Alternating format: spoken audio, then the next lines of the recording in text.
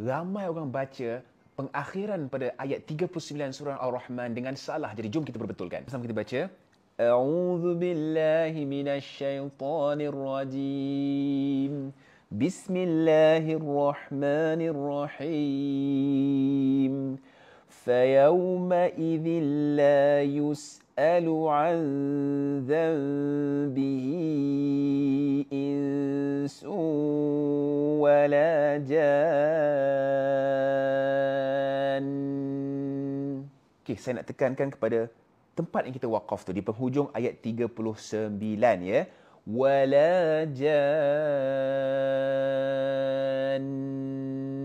Okey, dekat sini kesalahan yang biasa dibuat ya, bila kita baca wala jan tu kan. Okey, dekat situ 6 harakat tu betul dah. Okey, dekat sini 6 harakat panjang je. Kemudian ramai orang tak buat. Nampak tak nun sabdu tu? Dekat situ kena baca dengan dengung dan panjangkan 2 harakat lagi. Jangan diwakafkan jan. Yang itu salah. Tapi wala jan. Senang ceritanya kita leretkan sikit, dengungkan bacaan dia ya. 2 harakat. Kalau cerita surah Ar-Rahman je sebenarnya banyak benda nak ditegur. Nanti kita cerita lain kali ya.